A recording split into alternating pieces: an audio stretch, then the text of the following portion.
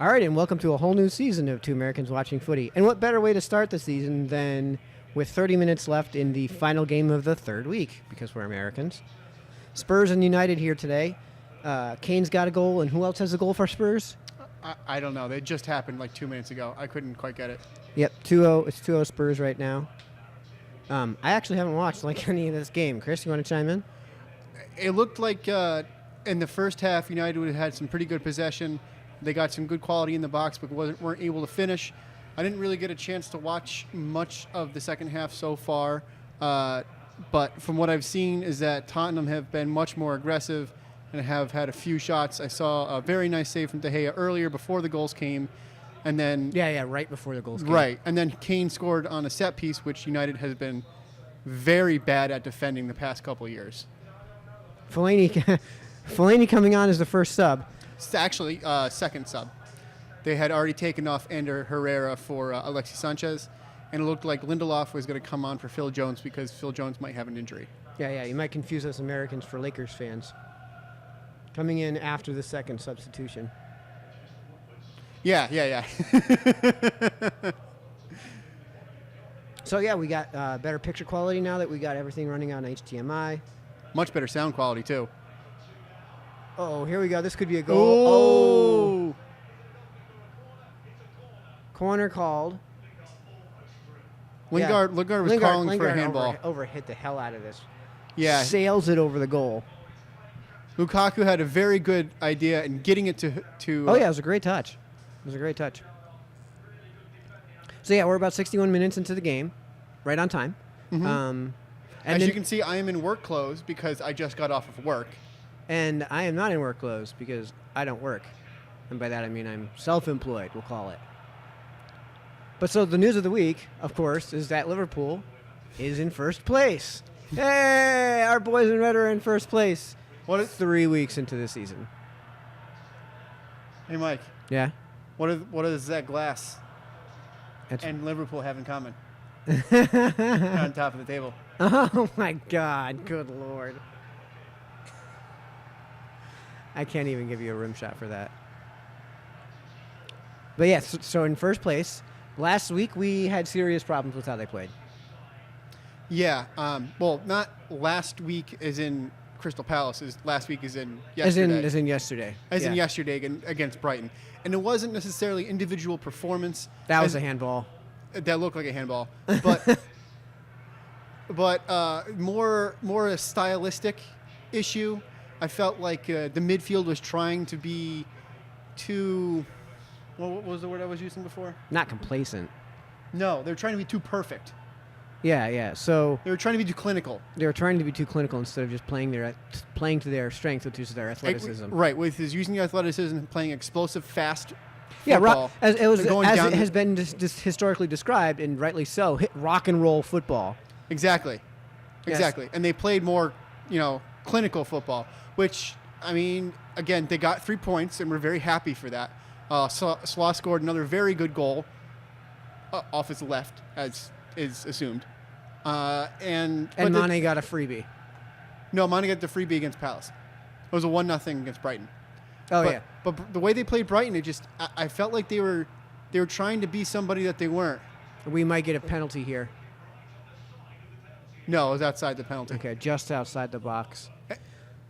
Yeah, so one of the problems that we saw was that Salah, Mane, and Firmino, and especially Salah, wound up playing in that center mid, if not holding mid position, for a huge part of that game. And I felt like the minute that they finally started pressing high, it opened up the middle of the field. And I felt like their cornerbacks were more wingbacks when they really have wingers up front that they should be using. Well, you saw when Virgil van Dijk pressed up forward up the middle of the field, Salah, Mane, and Firmino were forced to go upfield, which meant that the defenders were forced to guard them, which opened up that middle of the field for Virgil to move the ball pretty much straight to the 18-yard line. Which is one of the reasons why I've been calling for Shaqiri to play, because, okay, maybe he's not fit, maybe he's not quite in sync with everybody at this point. I don't know. I'm not Jurgen Klopp. I will just go with whatever lineup he goes with.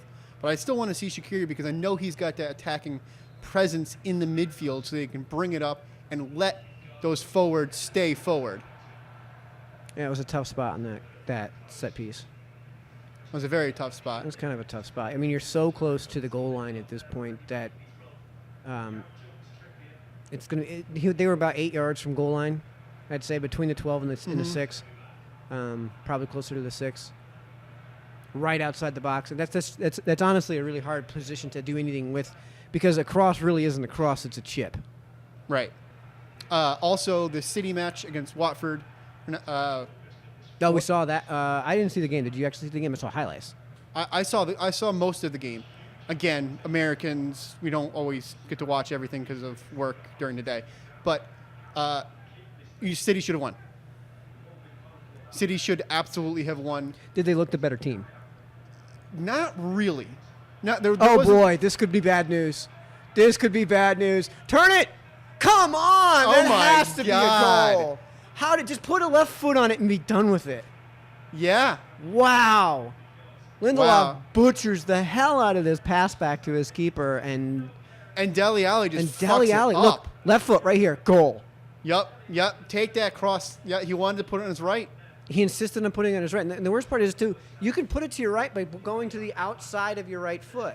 That would have been an awkward angle from where he was. Yeah, so if I you're don't gonna care. put it on his right, that's fine. But anyway, with the City should have won. They conceded a goal off of a definite handball, but I don't disagree with the referee's decision because there was really no way for them to see it. I was going to say, I don't think there really was a decision to make. I think they just didn't see the hand. Right. So if there was, again, the VAR has been an issue or lack thereof issue in the EPL. The EPL refuses to use it. I don't personally care. But the Kane VAR, just blew an open header. if the VAR was in place for that game, that goal would have been recalled. That would have been taken back. They would have won 1-0. If not 2-0, because there was a questionable penalty call. I don't necessarily know if I agree with questioning it. I would have let it go, because if you're not 100% sure as a referee in the box if it's a penalty or not, you hold your whistle. If you're going to default to something, you default to holding it. Yeah. Prove to me that it is a foul. Right. Not that it isn't right. a foul. So where I don't disagree with the call, again, it's one of those things that it could have gone either way. If they had called it, I would have been okay with it too. Yeah, so we talked online actually a bit in the beginning of the season about some things that we think the EPL could do to attract more American viewers. And the premise, of course, is that your intention is to attract more American viewers. And if you don't want to attract more U.S. viewers, so be it.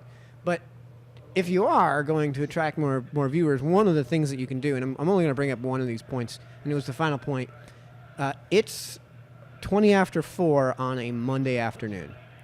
Why on earth this game is being played on a Monday afternoon at 3 o'clock is beyond me. I feel like if I was living in England, if I was living in the UK, and we had a game that started at 8 o'clock on Monday night, I'm less inclined to watch that game.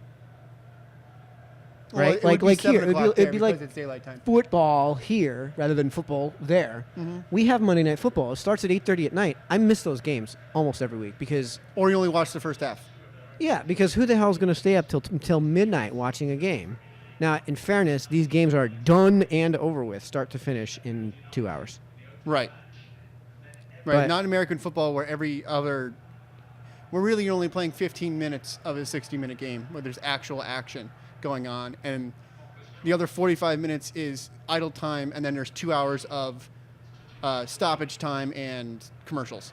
Right. So one of the approaches that La Liga is taking to attracting American viewers is to play games in the U.S., and that's insane. Right. Barcelona is playing a game in the U.S. In 2019. They've already announced it. I don't like it. I don't like it either. I think, like I said, a better way to attract the American viewers is, like, one of the recommendations we had is just generally speaking, don't have games on at some stupid hour of some stupid day when we're not going to watch the game. Mm-hmm. You know, if you're going to have it, if you're going to have the games, for example, at 3 o'clock in the afternoon, it's Eastern. The U.S. is a huge country, and there's 5 time zones, 6. well, if you're 4 including time Hawaii. zones that matter. 4 time zones that matter. So California, which has an enormous population, A of fifth course. of our country is Californians. Yeah. has an enormous population. They're watching this game at noon. Who in the hell is going to be watching this game in California? People on their lunch break, maybe, but they're not going to watch the whole game. And that's what your advertisers are looking for. Because if the advertisers know that no one's watching the second half, then they're not going to pay to advertise in the second half. Right.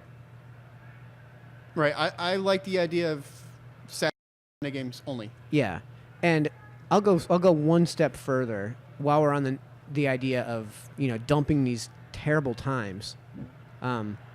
Saturday at 7:30 in the morning Eastern. That's 4:30 in the morning if you're on the West Coast. That's 4:30 in the morning in California, and that's also 12:30 Greenwich. Like, do you really need to start your games at barely afternoon? Right. You got Sunday League matches that are still going on then. Well, you could easily play that 7:30 a.m. Saturday game, say, at 3:30, right? Like, the entire rest of the league, if you want to have, first things first, that 7:30 in the morning game is usually some total throwaway game, right? Mm-hmm. Give me a total throwaway game. Bournemouth-Brighton. Bournemouth-Brighton, yeah. Total throwaway game. And if you're a fan in the U.S., you're probably not watching this game. If you're a fan in the U.K. and you're not a fan of specifically those two teams, you're also probably not watching the game. Probably. I mean, I know Bournemouth does have a very good fan base. I really don't know much about Brighton. They just got promoted. Yeah, but So, well, the point is that if you really wanted to have this one, like a highlight game, a game that you're gonna have stand out, have that be the night game. Have that be the nightcap. mm-hmm. You really can't afford to have on a Saturday night. On a Saturday Like night, a match start at 7 p.m. Greenwich Mean Time. This could have been played at 7 p.m. on Greenwich Mean Time, which would have been 3 o'clock here. This is your showcase game at 7 p.m. This That's is your night United game. Tottenham. This is one of the most anticipated matches for the first few weeks, Yeah. if not the. Because I think it would be the, because United and Tottenham both have question marks. Yeah. Well, But are- like I but are said, both good teams. Dump the 7:30 a.m. game on Saturday, which is the 12:30. Oh, no handball there. 12:30 Greenwich time. Dump that game. Put it some other time. You can find another time for it, and dump these these Monday afternoon games. Yeah. And I mean, I get it. You can't start the game on Monday any later than 8. Right? No, you don't want that's to. totally unrealistic. No, I wouldn't even want to start it any later than 7. Like, if you're going to start a Sunday night game, start it at 7, which is 3 o'clock here, and all the other games will line up. 2 o'clock here, but No, daylight time. is it? Yeah, it's 4 hours difference. Okay. Yeah, I never understand that. I wish we would just dump daylight savings. It's a stupid idea. Yeah. Every bit of statistics on the matter, every bit of data that's been collected on the matter indicates that there is no actual cost savings at net. I mean, there might actually be data that shows up, but it's so infinitesimal, the difference, that it doesn't really matter. Yeah, well, what they don't account for is, in those studies that show that, is the loss in productivity. Yeah, it's a white throw. Yeah. Get up, dude. Spurs player gives him a hand, and he Fred just... shirks it off. Yeah. Another thing that we don't get is, say for instance, there's say it's a middle of the table game, like this past weekend was Watford Palace. Yeah. And I'm sorry for before. I think I said it was City versus Watford. I don't remember who City was playing, but I know it was a yellow team. Wolves. W. Yeah. And they're both yellow. Anyway, so like Watford Palace, I think is a great matchup. You've got a stout defense versus a rising offense, and both of them are kind of middle of the table range. So somebody who's in the middle of the table could shake up or knock down, spoil, like we like to say here, one of those top tier teams. So,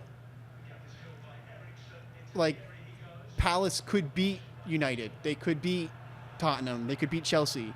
Even Liverpool or City. They can beat anybody. The question is, are they going to? Looks like... I feel like Spurs has looked the better team moving forward. Now, I also feel like United we also has had missed the more... half the game. We missed half the game, but so far, at least in this half of the game, United has, I think, had the greater opportunities moving forward, but Spurs has looked better moving forward. One thing I will say about United is they have a very consistent team, but I'll That's get got off to be a Fellaini. card the other way. That's a case where I would say, here's 3 of the 8 recommendations I made to attract more American viewers. They were number 5, 6, and 7, right? Yeah. Step 5, enforce diving rules. Step 6, enforce diving rules. Step 7, enforce the diving rules. Well, the diving rules that are in place, I think, need to be changed because if there's contact, it's not diving. Period. End of story. Like if you for there is such a dive thing to as happen, simulation. yes, but they don't call it. Right, And right. simulation, So simulation is one where there is contact. There may be contact. to me, they need to change it to deceiving. Deception. So, deception can happen if there is, say for instance, you're going for the ball as an offensive player, and you got your long strides going because you got your full pace, right? Well, what if you happen to leave one of those feet back and just kind of drag your back foot, and then kind of lay into somebody who's trying to tackle you? That's going to get called every single time. That to me is deception. To me is the offensive player is going for the foul and not the ball. Doesn't CGSA actually have like deception rules where you are not allowed to basically deceive the referees in any manner? CGSA for everybody else is the Connecticut Junior Soccer Association. They do have those rules, but they don't really enforce them, and they only are applicable if they ask for a call. Now, if you are over dramatic and then get right up, like say Luis Suarez, then that's not really deception. That needs to be a yellow. That was way over aggressive. Yellow, good. You got the yellow. Danny Rose? Yeah, good.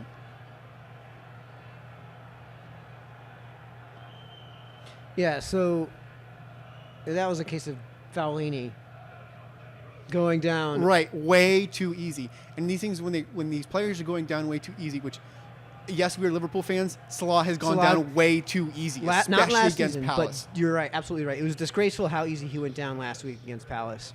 Awful, just awful. And, I do sympathize with those fans. That might have been offsides.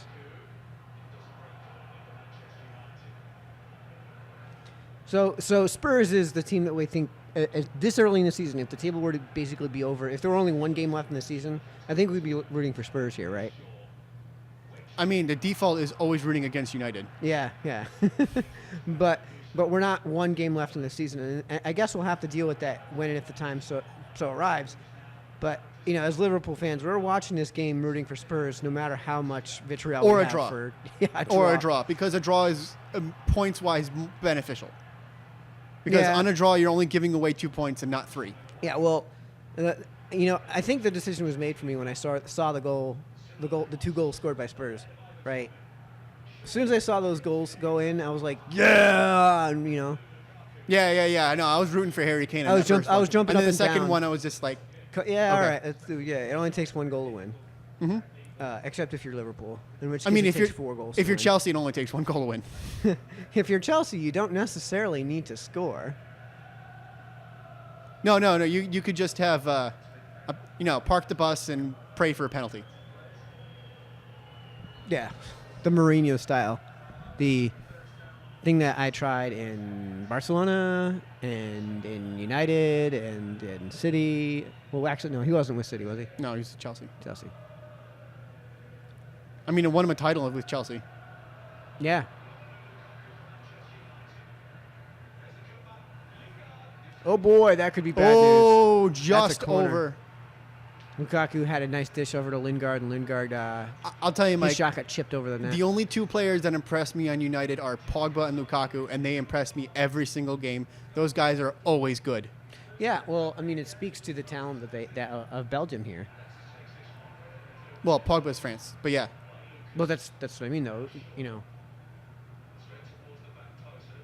Speaking of Belgium, here's Fellaini again. who almost slipped.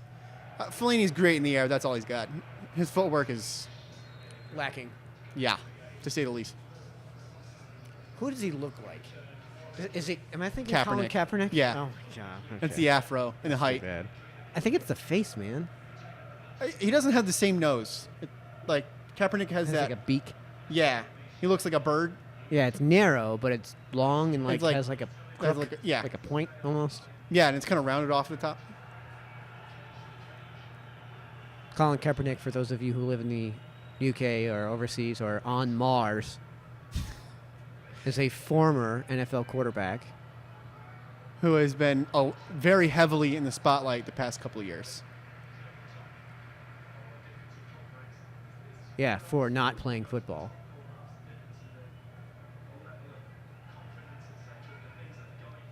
Did Sanchez start? No, he came on for Ander Herrera. Okay. Now, Sanchez has been The guy operating the scoreboard, the guy Yeah. operating the switchboard, kind of looks like James Milner. kind of. I will say Sanchez has been very underwhelming. They need a real winger out there, and I feel like Lingard's the only one who even makes a good effort, and he's okay, but he's not top. Yeah, I mean, the matchup I can't wait for obviously is United Liverpool. But if we're not going to talk about our home team because we're such Liverpool homers. Oh, and I want to see City Liverpool. That's going to be That's going to be a good game. But the other game I think to really be concerned with here is United versus City, because I actually had United in second place. I had City, United, Liverpool, Spurs, etc. Yeah, I had City, Liverpool, United, Chelsea. I feel like this Tottenham team is relying too much on offense on a few key players. And if one of them goes down, their offense is going to be abysmal. And the defense is old. Is it a disappointment if Liverpool doesn't win the league? No. What would you consider, obviously, I think it would be a disappointment to not qualify for Champions League. Right. Top four. There's a few Fifth things. place is a disappointment. If Liverpool wins the Champions League, I don't care what they do in league. And they have to win, not second place again. They have to win. Okay. And finally finish it out. So what you care about most then is the Champions League. Now, Of course. Champions League is a bigger competition. right? I mean, I actually watched the 2005 championship, and Again. You have it saved in your hard drive. well, I mean, I also have it saved in my brain, but that's a long shot from Ericsson. Eriksen. That was. But yeah, so I actually got to see that game live, and it was just an absolute. I came this close to turning it off at halftime, this close, and I'm sure a lot of fans did. stuck around for the second half. But the point is, I actually got to see them win a Champions League. I have never seen Liverpool win the league. When it was the first division, before it was the Premier League, was the 80s. And Yeah. if you think that an American household, there was going to be an American TV station that was going to broadcast any sort of soccer in the 80s, you are out of your damn mind. Yeah, unless it's closed caption on a college station at the college. Yeah, closed circuit. But even then, in the college sports in the 80s, give me a break. It's football and basketball at best. Like the Big East had basketball and no other, and there was... And the SEC and the ACC. Oh, ACC has basketball. No, ACC didn't really have much in the way of a broadcasting platform for their college basketball. Well, they had for some of them. Right. For Duke The and Big UNC. East, the Big East was the first conference to actually promote themselves as a basketball league, and that's why they had basically their own stations. Yeah, they had a Big East network. Well, they still didn't have do. the Big East network until the 90s, but they had these local stations that would broadcast nothing but non-stop Big East games. Mm-hmm. And yeah, so this is something that I think the rest of the world probably doesn't quite understand. In the U.S., before the MLS came to fruition and came, into maturity in the middle to late 90s, there was no soccer, not even World Cup. There was no soccer of any kind You might catch a World ever Cup final. broadcast. Might. I mean, no. I would go so far as to say no. We had 5, maybe 6 stations in the 80s. Cable was still only 2 or 3 stations. Mm-hmm. Hell, even hockey wasn't really even broadcast. Yeah, even hockey was hardly broadcast. But, I mean, the Stanley Cup final was. The difference is that, Smalley's got to get in. Yep. 3-0 Spurs. That was just atrocious defense. That was really abysmal defense. I mean, good job at him for standing up and standing through that, and I'll give him credit for the goal. That was really United terrible just defense. terrible defense. I've said last year and this year, United as a group have pretty good defense. Well- United individually player one-on-one, no, their defense is bad. Well, I mean, if Marino is going to play the whole park the bus, 11 behind the 11 and pray, right? You better damn well play defense. Yeah, I see. Man, that was really Who's poor that one defensive play. right side? Valencia. Valencia's got to help out on the help side. Yeah, Like, but that he's- one-on-one was terrible. That one-on-one was terrible, but as a defender, you play defense, I play defense. You assume that your teammate is not going to make the tackle. Always. Yeah, I mean, De Gea was spot on, too. I mean, De Gea was in the right position. yep. And I'm not criticizing De Gea. I'm saying Valencia on the right side should have not been jogging back. True, but I mean, one-on-one, that matchup was terrible. Yeah, I couldn't tell you who that was defending him one-on-one. Who was that?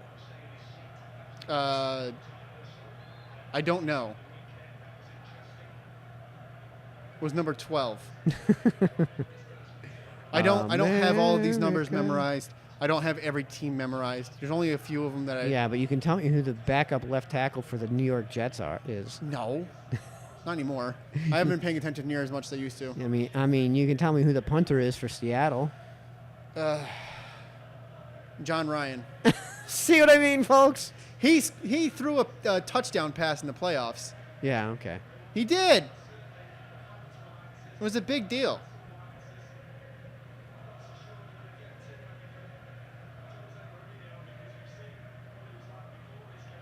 Yeah, this is just an embarrassment for United.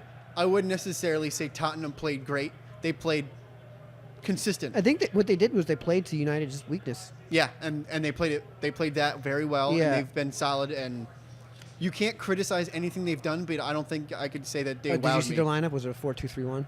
I did not see the lineup. It looks like a 4-2-3-1. If they're playing a 4-2-3-1, which it looks like what they're playing, it seems like that's your weakness there is that because you have Harry Kane so high, whoever is fulfilling what would normally be the 10 spot and what has become the 9 spot in a 4-3-2-1 winds up pretty wide open the way that United is playing. Yeah, and I have to criticize their center backs.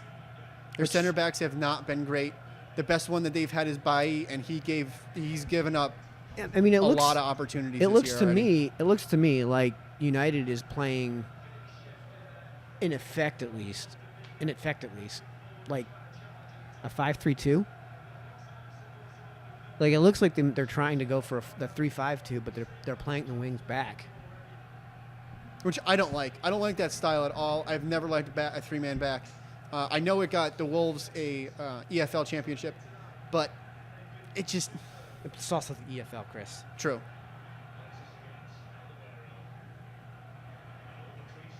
I mean, the EFL is basically the Bundesliga minus the top 2 teams. Yeah, minus Bayern and Dortmund. Hey, he got a shot on goal. Yeah, from like 35 yards out. It was pretty easy save for Hugo You need a Lloris. Steven Gerrard screamer to score from that distance. Yeah, and then Lloris very kindly threw it out so that Luke Shaw can get up. He's a short-looking dude. Probably well, he's also right next to Fellaini.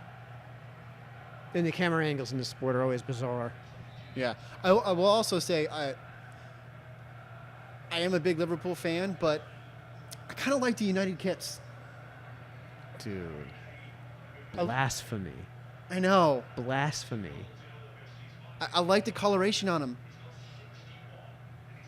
My favorite jerseys, and this is not quite blasphemy. My favorite jerseys have always been the Seattle Sounders. The Cascades, the Cascades have also looked pretty good. Not to toot our own horns, but Americans are better at designing jerseys than you guys are. Yeah. Kane's off. Okay.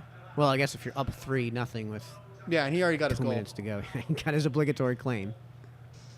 No, that was that was legit though. Yeah, it was definitely his goal. But, This time. 35 games to go, Kane. I don't know. I think Salah's only going to wind up with about 20, 21 goals. I don't think he's gonna do near the 30 that he had. You don't think that he's going to break his own record? No. Of course he isn't. It took how many seasons of Premiership football to get to as many goals as he did? Yeah. Yeah, so we're not going to see that again for a long time. I mean, he's still going to Not score even 20. Salah. I think he's going to get 21.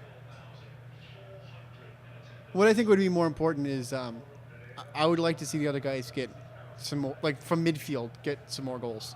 Goals and assists. I mean, this is where you miss Coutinho. In fact, this past game, yesterday was where we missed Coutinho.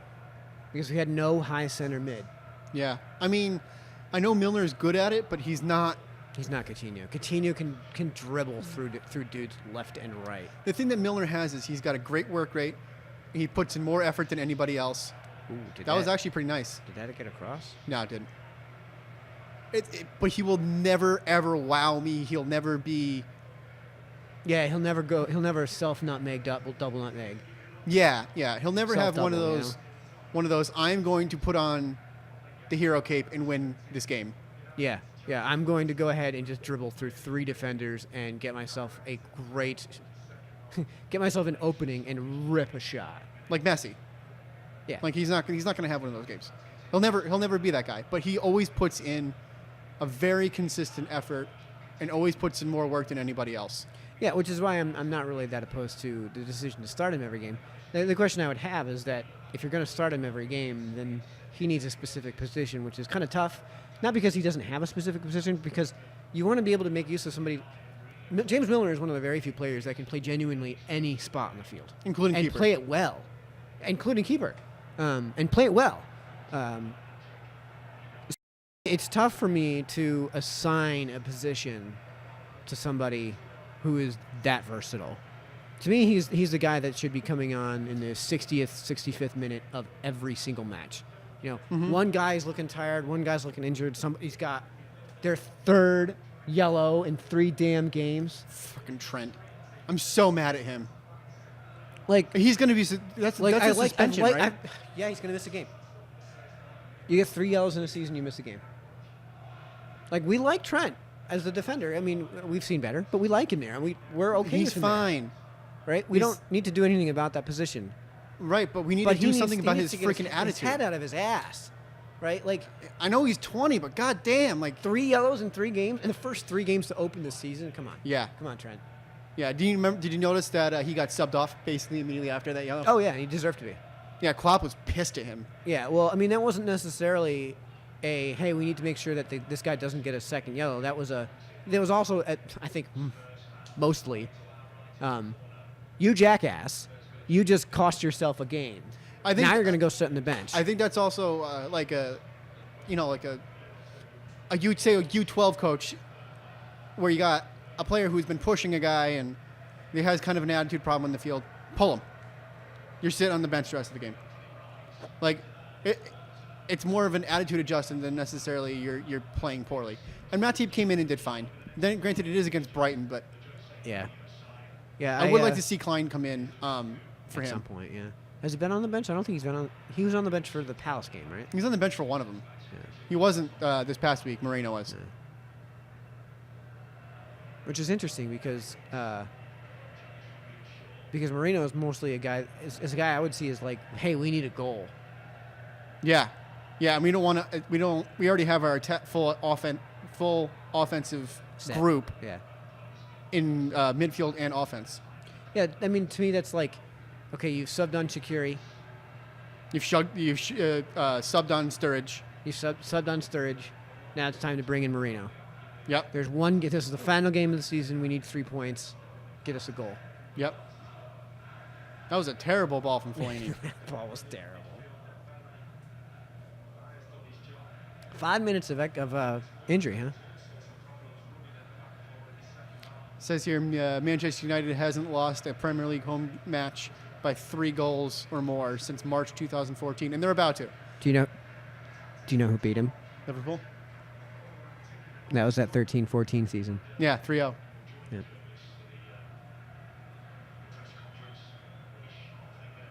Actually, was that 3-0? Or was that the 5-0 game? I think it was 3-0.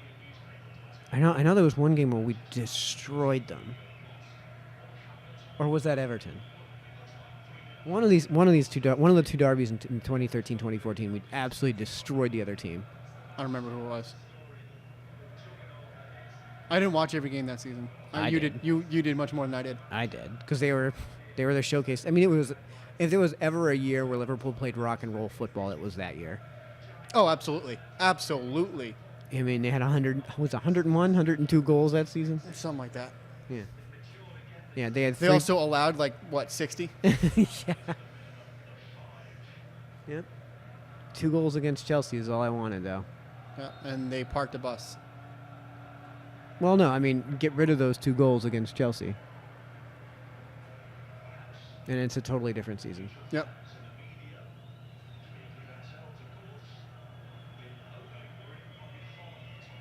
Yeah, you can hear all the Yeah, the fans chirping. the away fans blowing their whistles. Oh man, Old Trafford is empty. Well, the game's just about over. I know, but if I'm Oh, man. wow, Old Trafford is vacant. yeah, no boost from United fans because they aren't there. They left. Yeah. The Spurs fans traveled. Yeah. Yeah, so they might actually. Brace from Lucas and a goal from Kane. Okay. Lucas had a great game moving forward. Apparently. We only saw the second half. My vote, if we're doing the second half for man of the match, would be Eriksson. Got himself open, assisted on at least one of the goals. Created a ton of opportunities moving forward.